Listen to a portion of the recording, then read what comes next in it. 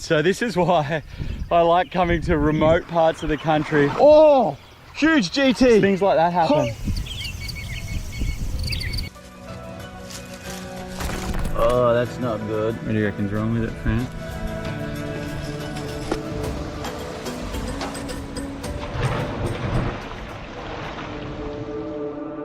To fully appreciate this episode, it's probably best to take you back where this series first started, on the east coast of Australia. We headed overland for a couple of weeks, travelling over 20,000 miles through the Australian outback. We left the beautiful white sandy beaches to cross through red dirt deserts, corrugated roads and flooded river crossings, but managed to find some pretty cool places along the way.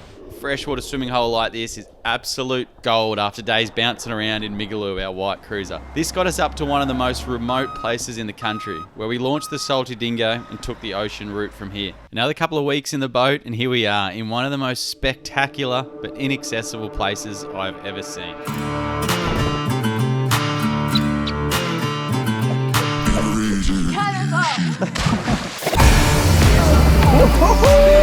Yes, Fran!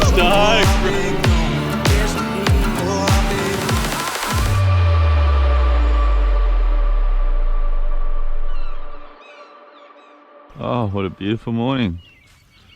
Good news is the boat is right where it's meant to be, which is always good. Let's see if we can catch some brekkie. There's a few mullet and stuff in this little bay here. This is where we had a bit of action last night.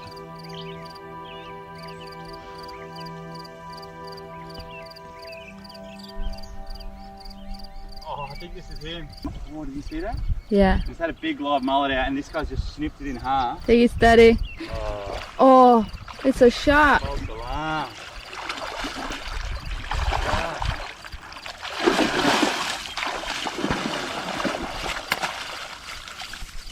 Oh, we thought that might have been the sawfish that we hooked last night, but unfortunately just a little bull shark. So let's go for a big walk, eh? Go for an adventure. Oh, that's not good. Oh, that's not good. These slippery rocks have done a job on me, eh? I've just come unstuck. Out here, everything just gets infected. Any cut, oh, I really regret doing that. I just slipped over. I was just trying to get from fishing spot to fishing spot on these rocks here behind me and just slipped over and went bum over biscuit. Oh, geez, I almost went again.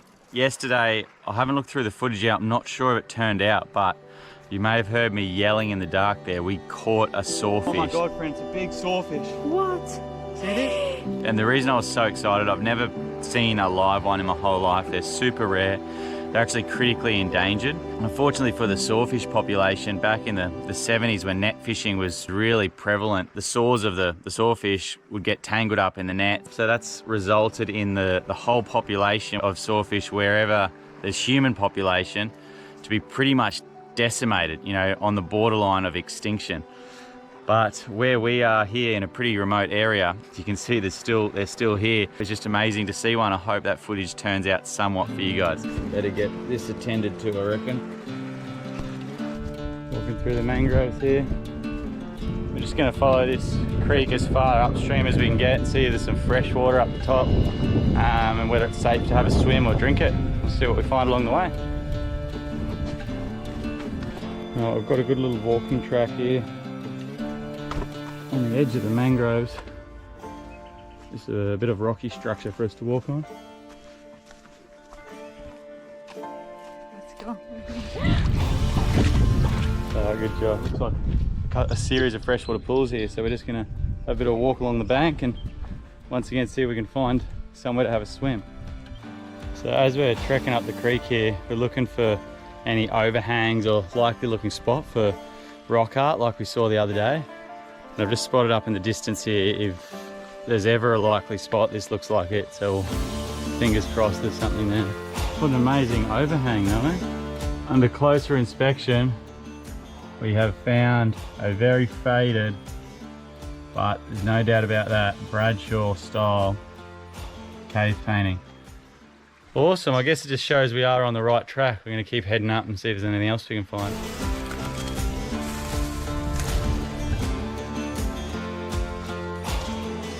Oh, I'm glad we pushed on. So we're very close to turning back there, walking through that bush country. All that spinifex grass is so sharp, but thankfully we pushed forward. And this is just a big freshwater billabong. Oh friends, rock wallabies up jumping in those caves.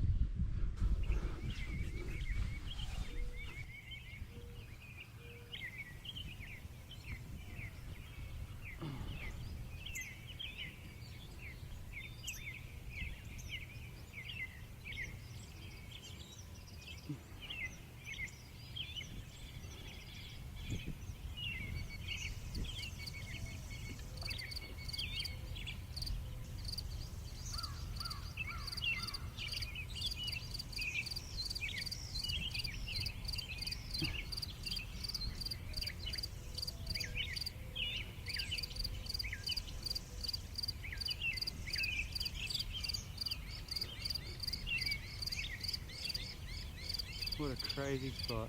Oh wow. It's amazing, like lost city, but no paintings yet. What have you found here, friend? Amazing spot, eh?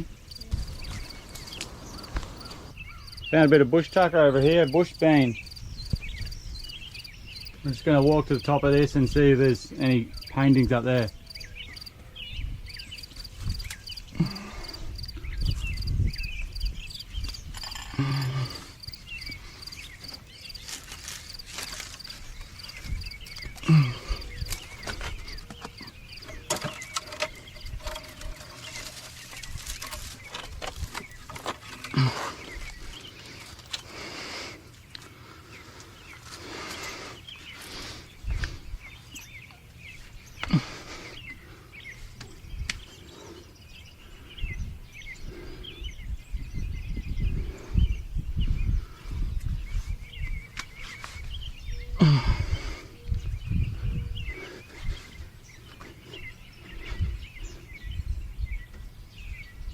Looks a very likely spot, but all I can see or hear at the moment is just a rock wallaby in behind this cave, so I don't want to spook him.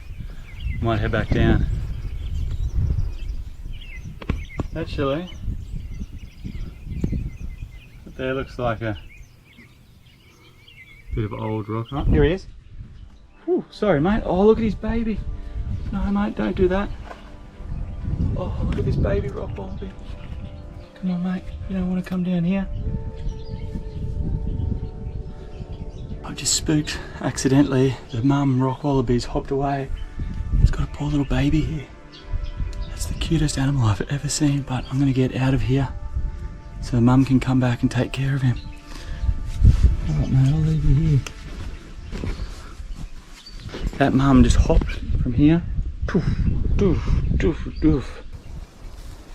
There is not another single sign of human life. The only thing we've seen is some rock art. That style of painting's been dated back to over 20,000 years old. Flying the drone through this area, there's just like escarpments either side of the waterway that resemble like these lost cities of caves, and it's just such a cool place.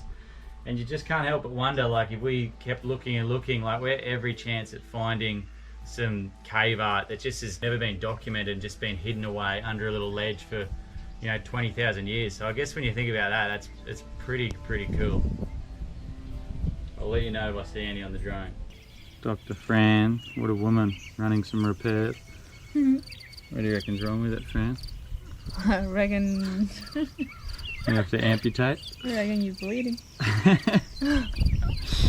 think that there, that's your problem, sir. Thank you, Fran. You're amazing.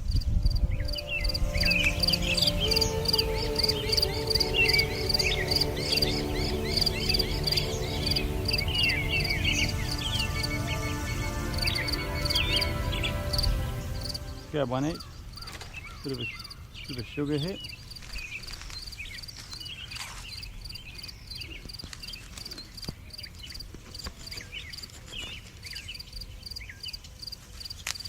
Oh. Hey, what do you got there, Fran?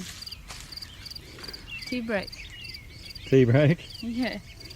So what can you do with these? So you can suck the pollen out of it. Oh, it smells sweet, doesn't it? It does. Alright, bring it back to the shade and we'll have a little tea break, eh? Stay here. Stay in this pool? Yeah. Yeah, good idea.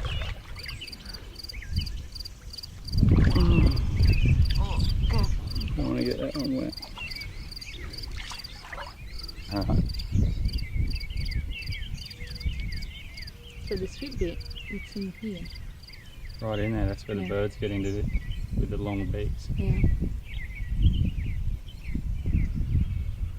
Is it nice? Yeah. How would you describe it? You don't get much out of it. It's just like the flavor. Just a flavour. Yeah. You could put it in a drink. You could definitely get tea with it. A tea. Yeah. It's like the sweetest bush honey you can ever imagine. It's really, really nice. Bit of energy for us to walk back, Fran.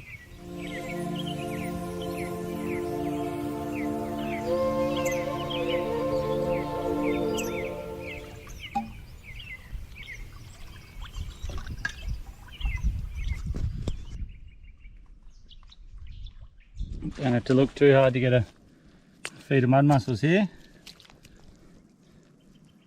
Some good eating, these ones. You can do it, Fran. Find us a way out of this hellhole.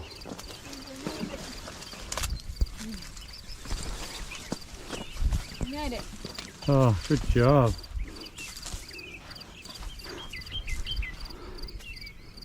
It was not a fun walk.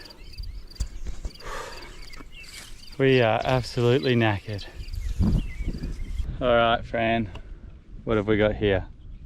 The pickled barramundi. So it's from the last episode, hey? Yeah. How does it smell? It smells good. And the beauty about this is we've got no ice or any way of storing anything cold, and we had a bit of luck with barramundi the other day, so Fran's pickled some up in all sorts of stuff. Olive oil, lemon. You go first? Thank you very much. Oh, it's actually really good. Very nice. That's a winner. If you want the recipe, watch the previous episode. You saw how Fran did it. You've done very well, Fran. We're going to take 5 on the beach here, have a bite to eat, and then we're actually packing up camp, jumping in the boat and heading to a new spot to explore. So we'll see you at some point this afternoon.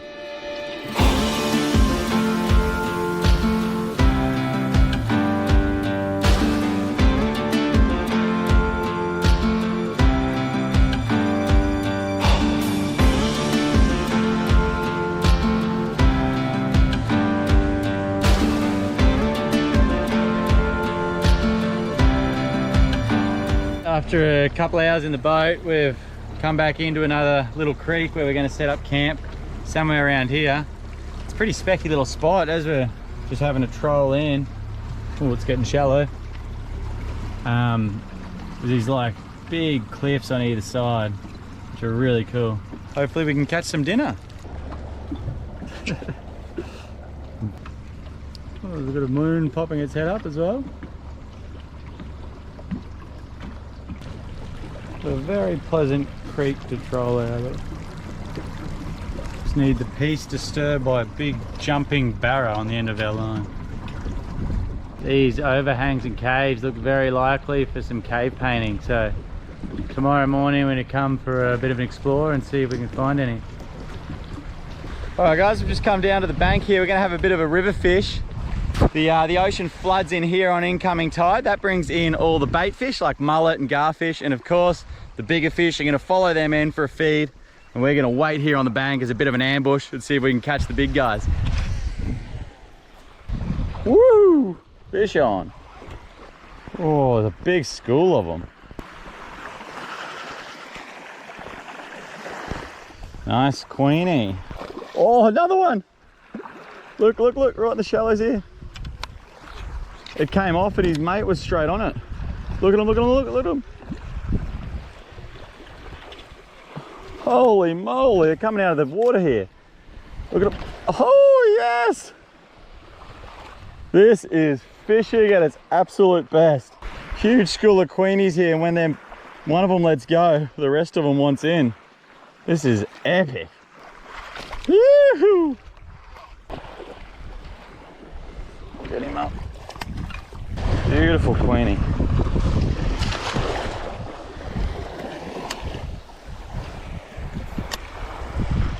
Let's see if the rest of the school's there. Yes, they still are. Oh, awesome. We'll try again, They're excited. The lure's not even swimming properly at the moment. It'll do. All right, here we go. Yes. Phew. I can guarantee these Queedies haven't seen too many lures before. Oh, huge GT. Holy moly. A huge GT has just engulfed that entire Queenie. Holy shit. Did you guys see that? That thing was an absolute monster.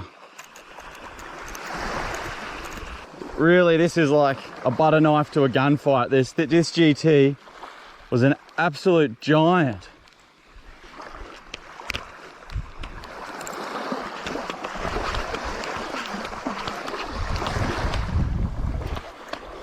Only hope here is if I can just tire him out a bit. But look at that, I don't have much line left. No. Oh, this isn't gonna end well. No. No.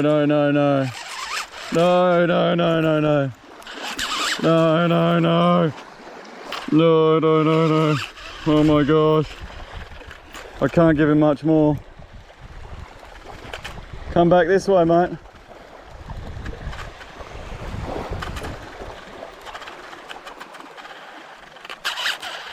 No. Oh, he got right into that bay there. There was nothing I could do there. What have I got left here? Check this out.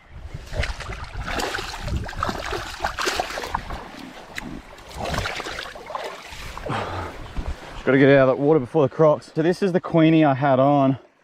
That GT came and engulfed this whole thing. You see the bite marks on him. Try getting back in the water. I've just got to get this untangle out of him. But I don't like his chances around here, guys. There's always a bigger predator around.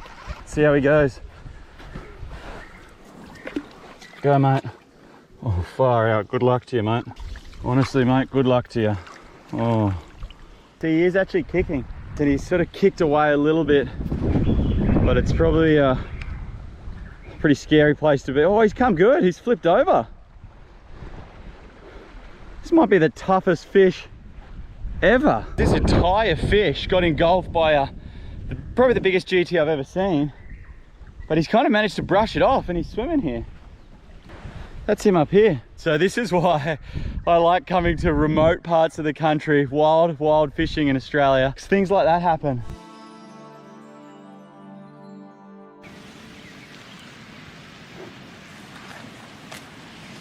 Dr. Fran's doing a bit of repair work, thank you.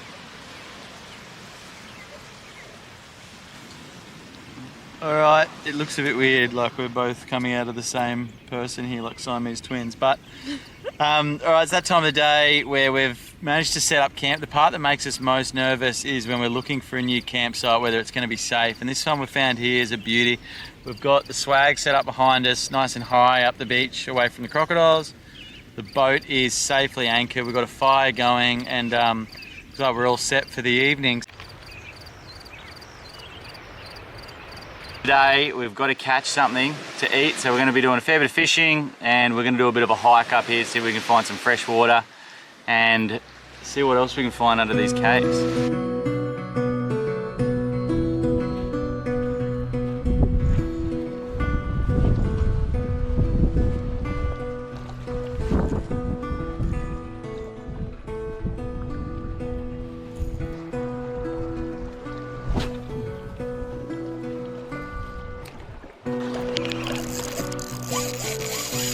Ooh. Just having a morning walk this morning. I've hooked something. It's peeling a lot of line, but I've got to be cautious because there was a crocodile I was following just down this bank here, and he's just gone offshore. But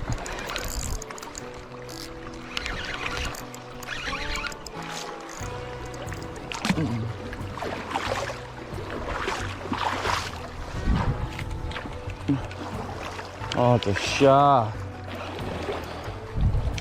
Didn't want to catch a shark.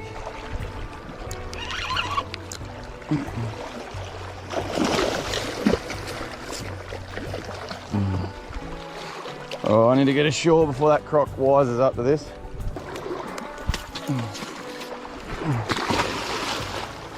Oh. It's not the big barrel I was hoping for. It's one way to wake up. The shark here and a big croc off there. Well, I've got to get back to shore here.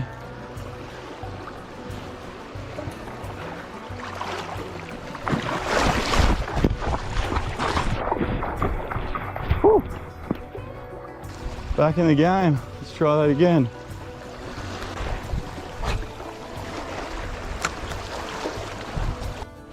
Oh yeah, fish on.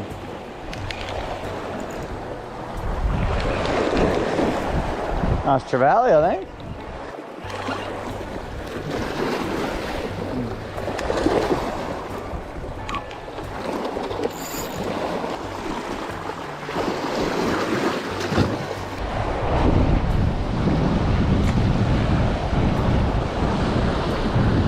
Yes, yes, yes, yes, yes. Oh. Nice trevally. Oh no.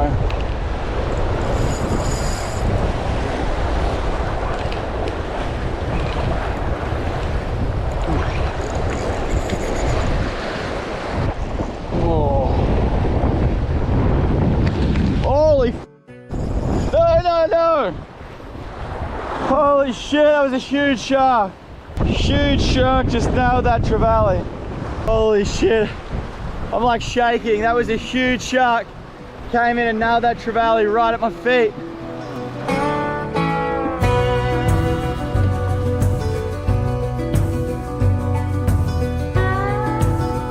Alright, we've secured the boat somewhat safely in this little creek. Yeah, maybe. Fran's skeptical. But anyway, we've scurried up onto these rocks here and we're going to keep heading upstream, see if we can find some fresh water to drink. And also under all these caves like this, very likely for rock art. So we'll see how we go. And it's also the perfect viewing platform to look down on fish in the shallows that we can hopefully later catch. You go, Fran, lead the way.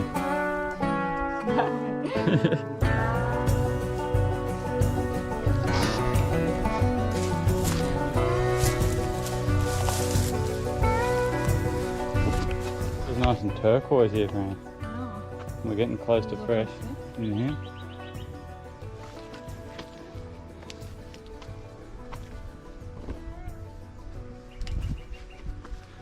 We're getting very close to fresh water.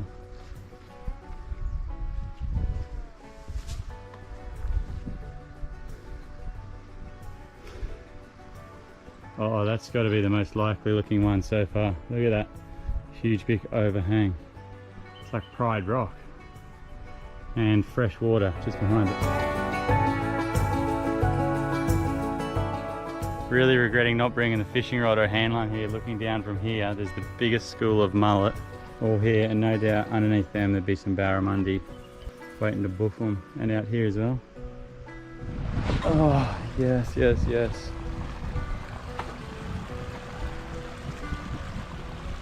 These are freshwater pools. Great to drink and even better to swim in. When this comes down, this is sort of the safety barrier for crocodiles. No doubt they can get up there, but you just can see all around you.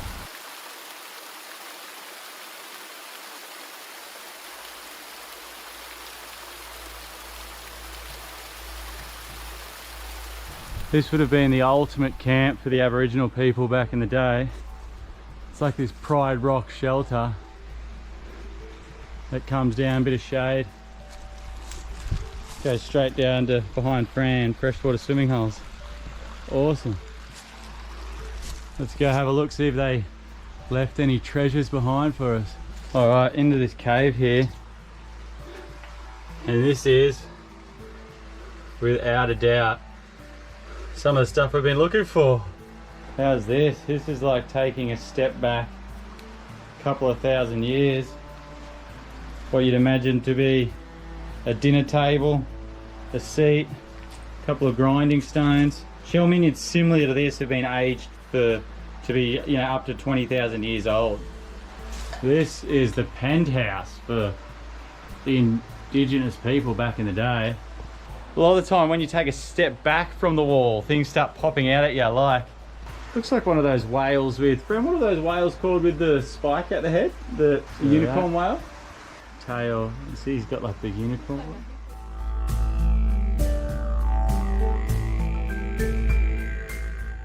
The Aboriginal people used to very much believe in astral flying, so they'd leave paintings in their caves that would imply they could do that.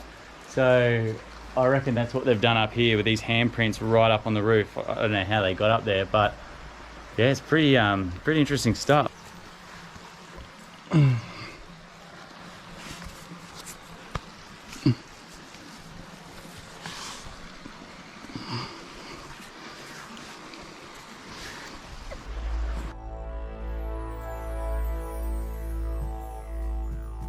When I have a look around these kind of places, I just find it so amazing that back in the day there was once, you know, a thriving population of people here, and you can kind of picture it all happening, the hunting and gathering, and the Aboriginal people that used to live here, they were just so connected with the land on a deeper level that we'll never understand, with the seasons, with what they could eat, the hunting, the gathering, with all that, but there is no destruction of land. The only signs of them being here and living happy for thousands and thousands of years is just a little bit of rock art that they've left us. I think that's just such a testament to them. So amazing that they just haven't devastated the countryside around them. And you can't help but think what we're doing, us modern day people, we've only got one shot at preserving these kind of places. It's probably one of the only few places in the world that has been completely unaffected by development and destruction of nature. And that's what makes it such a special place. So, you know, I think it should be at the top of all of our priority list to preserve areas like this.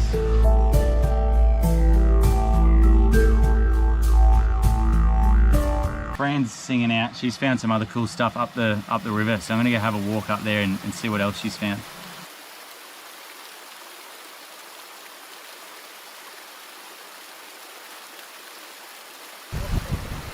Jump. Looks like an impressive cave up here. We're gonna go check out. What have you found, Fran?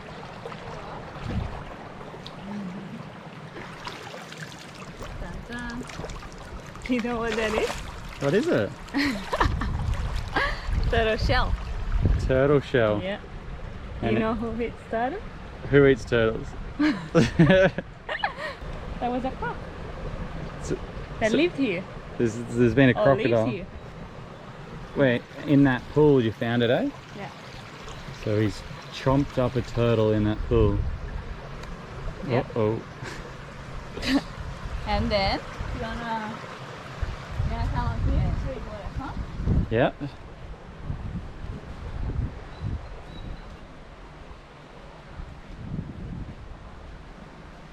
Where are we going?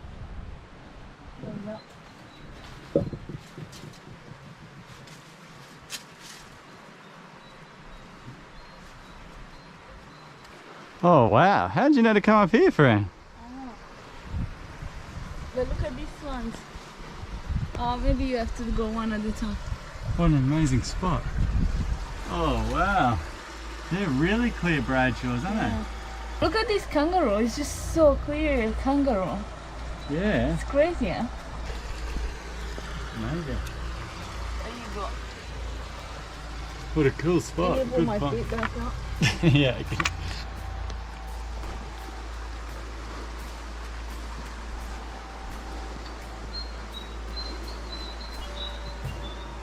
Oh wow. What an amazing cave structure. So did you ever watch the Flintstones as a kid, Fran? I reckon they'd love a cave like this. Now this cave is just so cool in that we've got the Bradshaw paintings, which I've been talking about, as well as like the traditional Aboriginal people paintings. So the mystery is out as to who painted the Bradshaws. The difference in style is just chalk and cheese between, you know, the two styles of paintings. Both amazing in their own right, and incredibly impressive that they've stood the test of time. Look at these Bradshaws. This might be the best we've seen. crazy to think that these guys have sat here hidden away under this little overhang for thousands of years. I still think they've got a story to tell. I think these guys, what we know as the Bradshaw paintings, can rewrite the history books of the early days of Australia. So I'm rapidly researching on it and trying to find out more and more, but I think we've got a lot to learn from these paintings.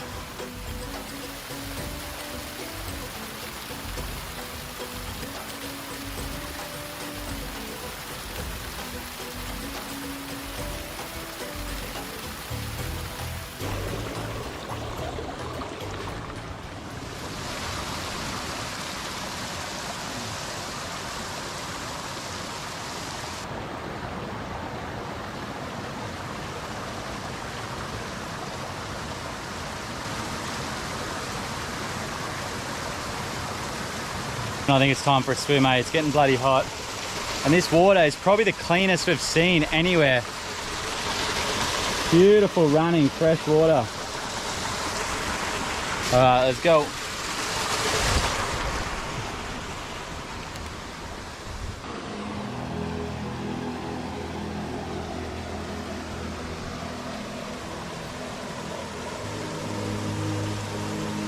We're jumping in, Fran.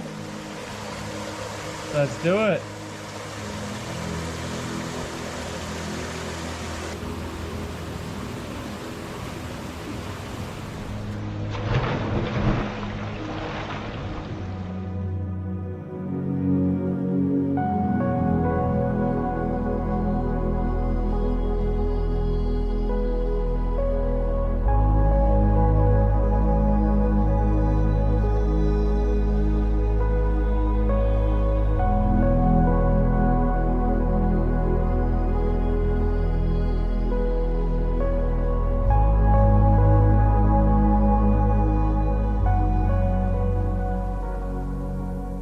Alright, we've made it back from our walk, and thankfully it was still right where we wanted it when we come back. You always get a little bit nervous.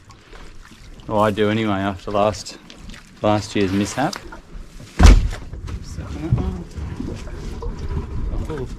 Oh, this, it should take us back out to the deep. Look at this little pufferfish on the surface. Oh, what happened to him? Yeah.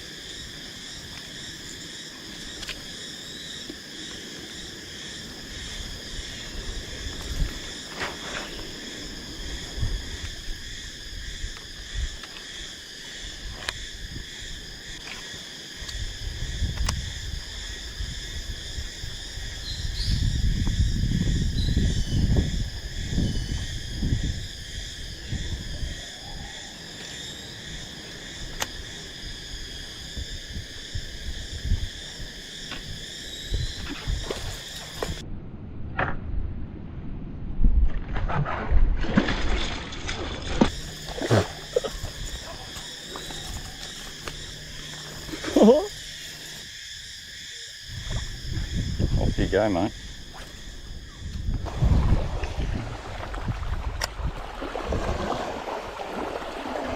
Holy moly. Fish on. Yes. Woohoo! What are we thinking, guys? At the mouths like this, generally a good spot for gills of trevallies coming in. Nice, the beach should come. Nice fish.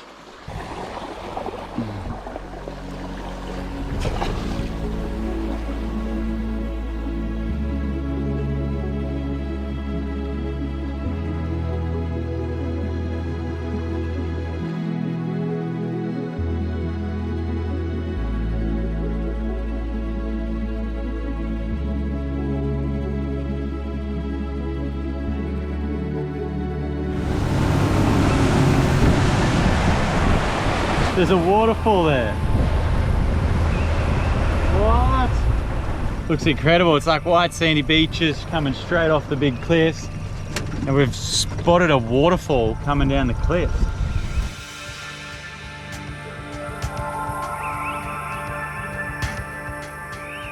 We're now pulled in on that sandy little beach, and like behind the sand dune here is this incredible little waterway. I'm not sure whether it is salt water or whether it's fresh water coming from that waterfall we saw, but we're gonna go check it out.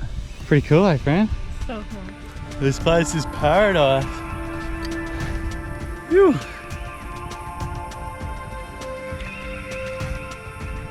Brackish, eh? This place is going to look incredible from the drone, so once I find a nice shady spot, we'll get the drone up and have a little buzz around. There's that waterfall we saw from the ocean.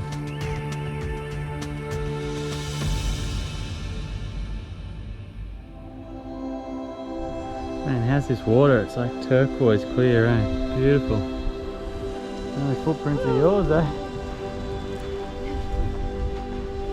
What's the plan, Fran? Picnic time? Picnic time in the shade over there.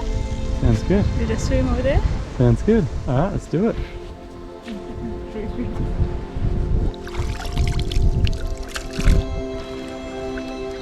Wow, this place is incredible, Fran.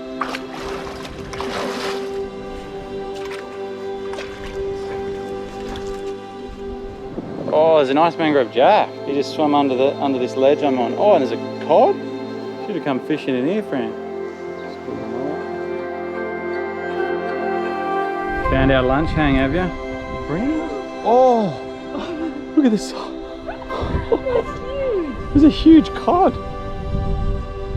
Are you on crop watch or what? Yeah, I'm on cod watch at the moment.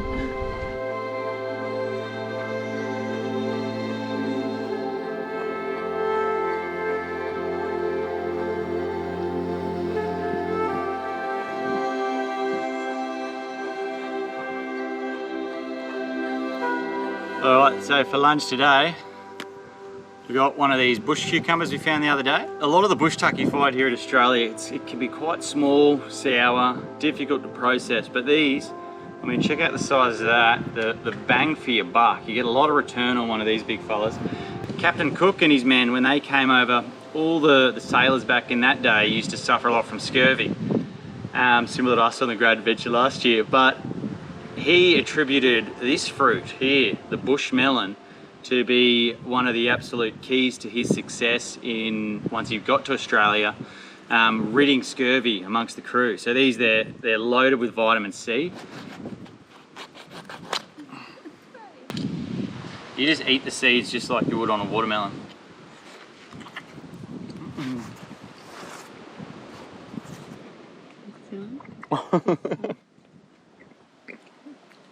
Just let me eat my bush cucumber in peace. Well, we've got a pretty upset sea at the moment. There's a fair bit of swell coming from all over the place. It's been a pretty unpleasant ride, and the swell bounces off those big cliffs and comes back and rebounds. Makes it really choppy. But we're almost there, another hour or so.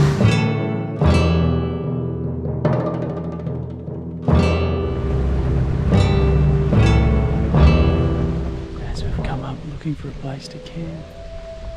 There's 2 crocodiles. There's one right here. Another one right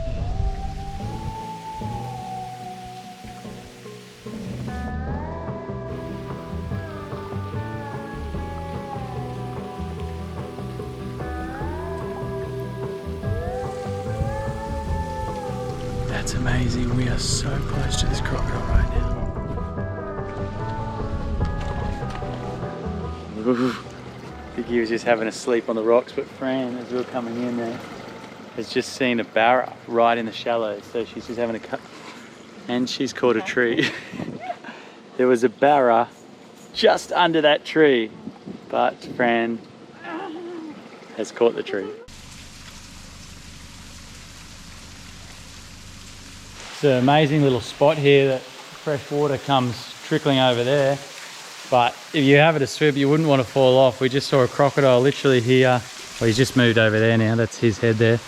But he was here as if he was waiting for anything to fall down. And if he didn't get you, these huge, big jellyfish down the bottom would give you a bit of a touch-up. So we're going to be doing our best to stay in the boat. We're going to keep heading further upriver, see if we can find somewhere to camp. What a special area, though. It's just incredible. It's so clear, isn't it? Couple of big mullet there. Some people like eating them. As raves about them, I reckon they're better bait than eating though, so we'll try for something else.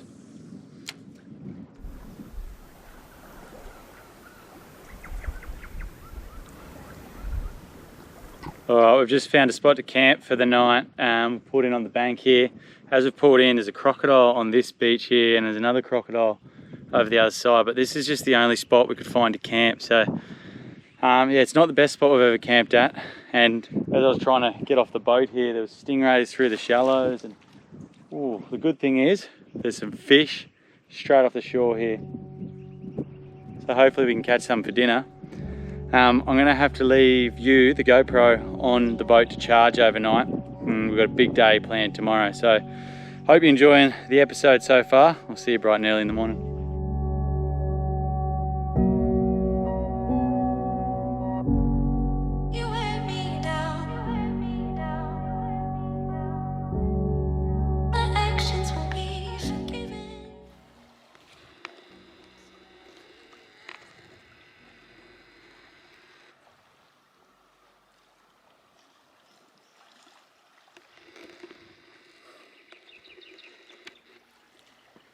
Alright, so we've woken up this morning. Tide is a lot higher than it was last night. We could hear all these like noises this morning of things jumping around the swag. And there's a decent sized crocodile right there. But it was one of those very long nights. Although this looks so picturesque and perfect, there's a few things that can make it very uncomfortable. One of them being sandflies or midges. But last night, man, the wind dropped out. There was no breeze at all night. It was just so still. And the midges were just relentless. To the point they're so small they can actually fit in our swag. Ooh, Crocs feeding in the shallows there. Anyway, yeah, the midges were so bad they were in our swag, just like eating us alive all night. It was horrible. So we're just very, very itchy and tired at the moment, but hopefully they can piss off soon and we can enjoy our day here.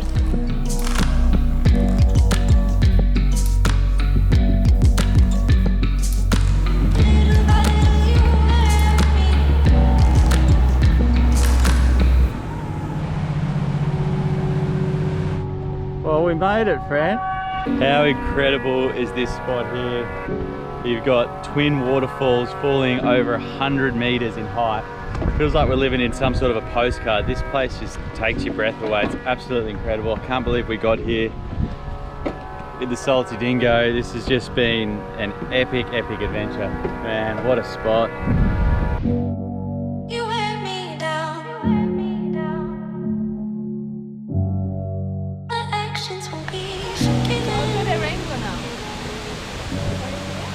Whereabouts? Oh yeah. Yeah. The rainbow at the bottom of the waterfall. What? That's amazing. Let's get right in there, hey? Wow. Look at that. Woo! We're in there. What an incredible spot. Here we are at the base of the Twin Falls, one of the most incredible spots I've ever seen. And to get here in the Salty Dingo, man, it's just unbelievable. What a special spot.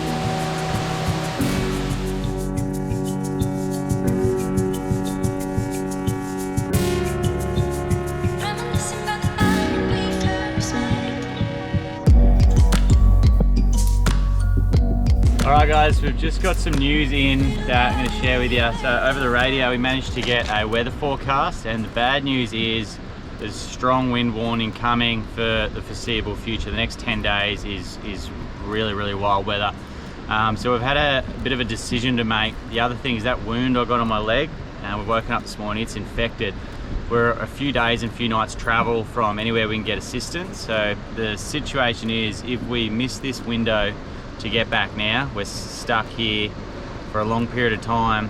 So we're going to make the decision for now to head back, get this wound treated up, and ride out the rough weather, and then we'll see you guys on the other side of that. So far this mission has just been an awesome success. Like, we wanted to come and see this kind of stuff. We wanted to come immerse ourselves in one of the truly last wild places in the country of Australia, and I think we did that. So we made some awesome memories, and I hope you guys have enjoyed the episode. But for now, we are going to make a dash for it. So wish us luck.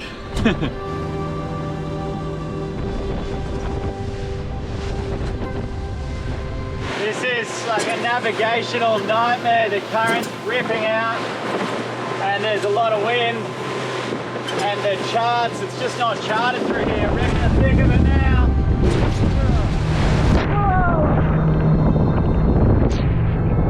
Hang on to your hats, ladies and gentlemen.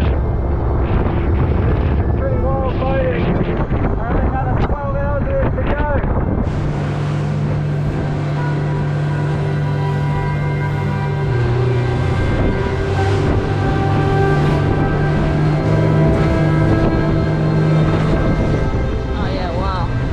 Anything. We've been bounced around a bit. It's the forecast we got said it was going to be 5 knots, but it's definitely far from that. It's been about 20 to 25 knots and pretty horrible run. So yeah, we're hurting at the moment, but we'll see how we go. We've been going maybe 6 hours. We've probably got at least that if we want to get back to where we planned.